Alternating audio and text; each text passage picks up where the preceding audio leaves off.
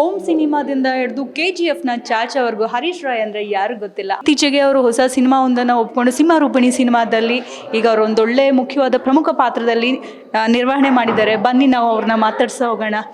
Sir, ಮೊದಲನೇದಾಗಿ ನಾನು ನಿಮ್ಗೆ ಕೇಳಬೇಕಾಗಿರೋ ಕ್ವೆಶನ್ ಏನಂದರೆ, ಓಂ ಸಿನಿಮಾದ ಬಗ್ಗೆನೇ ಕೇಳ್ತೀನಿ ನಾನು. ಓಂ ಸಿನಿಮಾಗೆ 29 ತುಂಬಿ 30 ವರ್ಷ ಆಗ್ತಾ ಇದೆ. ಹೌದು, ಈಗ 30 ವರ್ಷ ಆಗ್ತಾ ಬರುತ್ತೆ. ಹಾಗಾಗಿ ಅದ್ರ ಬಗ್ಗೆ ತಾವು ಏನು ಹೇಳ್ತೀರಾ? ಅದು ಓಂ ಚಿತ್ರ ನಾನು ಅದನ್ನು ಏನು ಹೇಳಬೇಕು ಗೊತ್ತಾಗ್ತಿಲ್ಲ. ಯಾಕಂದರೆ ಅದೊಂದು ದೊಡ್ಡ ಸಾಧನೆ. ಅದು ಆಗಿರೋದು ಗೊತ್ತಾಗಿಲ್ಲ ನಮಗೆ ಯಾರಿಗೂ. ಇವನು ಉಪೇಂದ್ರ ಅವರು ಕೂಡ ಅದು ಸಬ್ಜೆಕ್ಟ್ ಹೆಂಗೆ ಸ್ಟಾರ್ಟ್ ಆಗಿ ಶೂಟಿಂಗ್ ಹೆಂಗೆ ಫಿನಿಶ್ ಆಯಿತು ಅಪ್ ಟು ರಿಲೀಸ್ ಆದ ಮೇಲೆ ಅದರ ಇದು ಬಂತಲ್ಲ, ಜಡ್ಜ್ಮೆಂಟ್ ಏನು ಬಂತಲ್ಲ, ಅದು ಆಗೋವರೆಗೆ ನಮಗೆ ಏನಂತ ಗೊತ್ತಾಗಲಿಲ್ಲ. ಬಟ್ ಇವತ್ತಿಗೆ ಅದು ಹೇಳಿದಲ್ಲ, ಓಂ ಎಂಬುದು ಈಗ 30 ವರ್ಷ ಆದರೂ ಅದನ್ನು ಮರೆಯೋ ಆಗಿಲ್ಲ. ಆ ರೀತಿ ಅದೆಲ್ಲ ಅದೃಷ್ಟ, ಕ್ಯಾರೆಕ್ಟರ್ ಸಿಕ್ಕಿರೋದು, ಆಮೇಲೆ ಆ ಫಿಲ್ಮ್ ಕೂಡ ಆಗಿರುವಂಥದ್ದು. ಸರ್, ಓಂ ಸಿನಿಮಾದ ದಾಖಲೆಗಳನ್ನು ಈಗಲೂ ಯಾರೂ ಅದು ಮುರಿಯೋಕ್ಕೆ ಸಾಧ್ಯನೇ ಇಲ್ಲ. ಯಾಕಂದರೆ ಥಿಯೇಟ್ರಿಗೆ ಅಷ್ಟು ಸಾರಿ ಬಂದು ಮತ್ತೆ ರಿಲೀಸ್ ಆಗಿರೋವಂಥದ್ದು. ಅದರ ಒಂದು ಏನಿದೆ ಒಂದು ದಾಖಲೆ ಯಾರು ಮುರಿಯೋಕ್ಕಲ್ಲ. ನಿಮ್ಮನ್ನು ಸೆಲೆಕ್ಟ್ ಮಾಡಿದಾಗ ಹೇಗಿತ್ತು? ಹೇಗೆ ಬಂದು ಅಪ್ರೋಚ್ ಮಾಡಿದ್ರು? ಯಾರು ನಿಮ್ಮನ್ನು ಸೆಲೆಕ್ಟ್ ಮಾಡಿದ್ರು ಆ ಪಾತ್ರಕ್ಕೆ? ಇಲ್ಲ, ಪಾತ್ರ ಸೆಲೆಕ್ಟ್ ಆದ ಪ್ರಶ್ನೆ ಅಲ್ಲ. ಏನಂದರೆ, ನನಗೆ ಉಪೇಂದ್ರ ಅವರು ಪರಿಚಯ ಆಗಿದ್ರು ಇದ್ರ ಮೊದಲೇ. ಅವ್ರದ್ದು ಉಷ್ ಫಿಲ್ಮ್ ರಿಲೀಸ್ ಆಗಿತ್ತು. ಸೊ ಆ ಟೈಮಲ್ಲಿ ನಮಗೆ ಅವರು ಪರಿಚಯ ಆಗಿದ್ದು. ಆಮೇಲೆ ಜೊತೆಗಿದ್ದಾಗ ಕೆಲವೊಂದು ನನ್ನ ಉಡುಪಿಯಲ್ಲಿ ನಾನು ಇದ್ದಿದ್ದು, ನನ್ನ ಊರಿಗೆಲ್ಲ ಬಂದರು. ಆಮೇಲೆ ಮುಖ್ಯವಾಗಿ ಏನಾಯ್ತು ಅಂದರೆ, ನಾನು ಅವರು ಜೊತೆಗೆ ಓಡಾಡ್ತಿದ್ವಿ. ಓಡಾಡಬೇಕಾದ್ರೆ ಪೆಟ್ರೋಲ್ ಬಂಕಲ್ಲೆಲ್ಲ ಪೆಟ್ರೋಲ್ ಹಾಕ್ಬೇಕಾದ್ರೆ ಕಾರಲ್ಲಿ ಈ ಪೆಟ್ರೋಲ್ ಹಾಕೋ ಹುಡುಗರು, ಸರ್ ನೀವು ಆ ಫಿಲ್ಮಲ್ಲಿ ನೋಡ್ದಂಗಿದೆ, ಆ ಫಿಲ್ಮಲ್ಲಿ ಯಾವುದು ರಘುವರನ್ ಫಿಲ್ಮ್ ಮಾಡಿದ್ರು, ರಘುವರನ್ ಥರ ಅಂತೇಳಿ ಕೆಲವರು ನನ್ನನ್ನು ಮಾತಾಡ್ತಿದ್ರು. ಸೊ ಉಪೇಂದ್ರ ಆವಾಗಲೇ ಒಂದು ಮೈಂಡಲ್ಲಿ ಇಟ್ಕೊಂಡ್ರು, ಫಿಲ್ಮ್ ಇಂಡಸ್ಟ್ರಿ ಬರೋದೇ ನೀವು ಒಂದು ಆರ್ಟಿಸ್ಟ್ ಥರ ಕಾಣ್ತೀರಿ, ನಿಮಗೆ ಒಂದು ಒಳ್ಳೆ ಕ್ಯಾರೆಕ್ಟರ್ ಮಾಡಬೇಕಿದಲ್ಲಿ ಅಂತ. ಸೊ ಆ್ಯಕ್ಚುಲಿ ಈ ಓಂ ಅದೇ ಮ್ಯಾಂಗ್ಳೂರು ಕ್ಯಾರೆಕ್ಟರ್ ಏನಿದೆ ರೈ ಅವರದು, ಅದಕ್ಕೆ ರಾಯ್ ಅಂತಲೇ ಹೆಸರಿಟ್ಟು ಅದನ್ನು ರಾಯ್ ಅಂತಲೇ ಕರೆಯೋಕ್ಕೆ ಸ್ಟಾರ್ಟ್ ಮಾಡಿದೆ. ಈಗಲೂ ನನಗೆ ರಾಯ್ ಅಂತ ಎಂಬುದು ನನ್ನ ಹೆಸರಲ್ಲಿ ಅದೊಂದು ಹೆಸರು ಸೇರ್ಕೊಂಡ್ಬಿಡ್ತು ಓಂ ಚಿತ್ರದಿಂದ. ಸರ್, ಆ ಚಿತ್ರದಲ್ಲಿ ಒಂದು ಘಟನೆನ ನೀವು ಮೆಲುಕು ಹಾಕೋದಾದರೆ, ಒಂದು ನಿಜವಾದ ರೌಡಿಗಳು ಕೂಡ ಆ ಚಿತ್ರದಲ್ಲಿ ಅಭಿನಯಿಸಿದ್ದಂಥದ್ದು ಹೇಗಿತ್ತು ಸರ್ ಅದು? ಇಲ್ಲ, ಇದು ನಿಜವಾದ ರೌಡಿಗಳ ಬಗ್ಗೆ ಇಲ್ಲ ಇವಾಗ ಮಾತಾಡೋಕ್ಕೆ. ಯಾಕಂದರೆ ಇವತ್ತು ಸ್ವಲ್ಪ ಇದ್ರು ನಾವು ಅಂದರೆ ಅದು ಅವ್ರಿಗೂ ಭಯ ನಾವು ಹುಟ್ಟಿಸಿದ್ವಿ ಅಲ್ಲ. ನಾನು ಹೇಳೋದಂದರೆ, ನಾವು ಅವ್ರಿಗೂ ಭಯ ಹುಟ್ಟಿಸಿದವರು. ನಮ್ಮ ಮನಸ್ಥಿತಿ ಯಾವ ರೀತಿ ಅಂದರೆ, ಏನಕ್ಕೆ ನಾವು ಸ್ವಲ್ಪ ಅವಾಗೆಲ್ಲ ಒಂಥರ ಕಾಣ್ತಿದ್ವಿ ಕೆಟ್ಟ ಥರ. ಅಂದರೆ ನಮಗೆ ಯಾರು ಭಯ ಹುಟ್ಟಿಸ್ತಾರೆ ನಾವು ಅವರಿಗೆ ಭಯ ಹುಟ್ಟಿಸುವಂಥ ನಮ್ಮ ಮನಸ್ಥಿತಿ. ಆದರೆ ನಮಗೇನು ರೌಡಿಗಳೆಂಬುದು, ಅವರು 2 ಕಾಲು 2 ಕೈ 2 ಕಣ್ಣು ಇರೋರಲ್ವ, ಆ ರೀತಿ ಇದ್ದು ನಾವು ಆ ಭಾವನೆಯಲ್ಲಿ ಇದ್ದವರು. ರಾಜ್ಕುಮಾರ್ ಸರ್ನ ಹತ್ರದಿಂದ ಕಂಡಂಥವ್ರು, ಆ ಹಾಡುಗಳಂತೂ ಒಂದೊಂದು ಅದ್ಭುತವಾದ ಹಾಡುಗಳು. ಸೊ ಅಣ್ಣವ್ರ ಬಗ್ಗೆ ಏನು ಹೇಳ್ತಾರೆ? ಅಣ್ಣವ್ರ ಬಗ್ಗೆ ದೇವರು, ನಮ್ಮ ಕನ್ನಡ ಚಿತ್ರರಂಗದ ನಿಜವಾಗಿ ಒಂದು ಏನು ಯಾವ ರೀತಿ ಹೇಳ್ಬೋದು, ಆ ದೇವತೆ ಮನುಷ್ಯ ರೂಪ ತಾಳಿರ್ಬೋದು.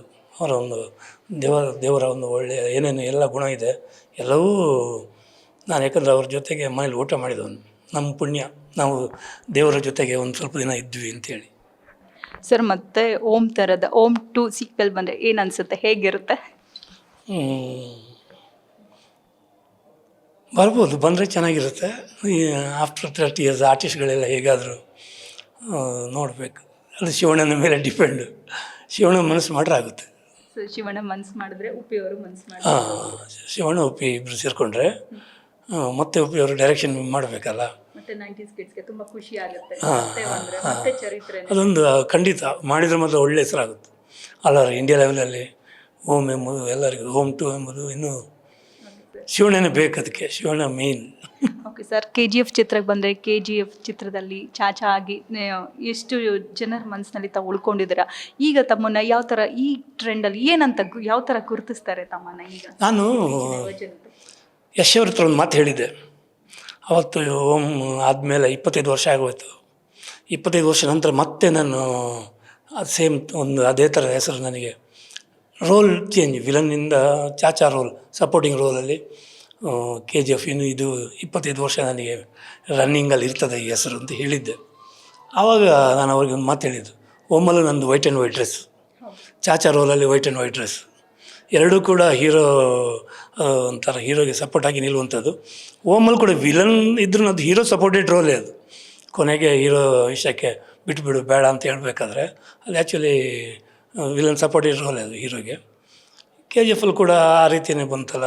ಇನ್ನೊಂದು 25 ವರ್ಷ ಜನರ ಮನಸ್ಸಲ್ಲಿ ನಾನು ಇರ್ತೀನಿ ಎಂಬುದು ಒಂದು ಪುಣ್ಯ ಮಾಡಿರಬೇಕು. ಅಂತ ಕಲಾವಿದರಿಗೆ ಅಂಥ ಕ್ಯಾರೆಕ್ಟರ್ ಸಿಗಬೇಕಂದ್ರೆ ಪುಣ್ಯ ಮಾಡಬೇಕು. ಇವಾಗ ಸುಮ್ಮ ರೂಪಿಣಿ ನಾನು ಮಾಡಿದೆ ನೋಡಿ, ಅದರಲ್ಲೂ ಕೂಡ ಹಾಗೆ ಆಗಿದೆ. ಯಾವುದೋ ಬೇರೆ ಕ್ಯಾರೆಕ್ಟರ್ ಅಂತ ಕರೆದಿದ್ರು ವಿಲನ್ ಅಂತೇಳಿ.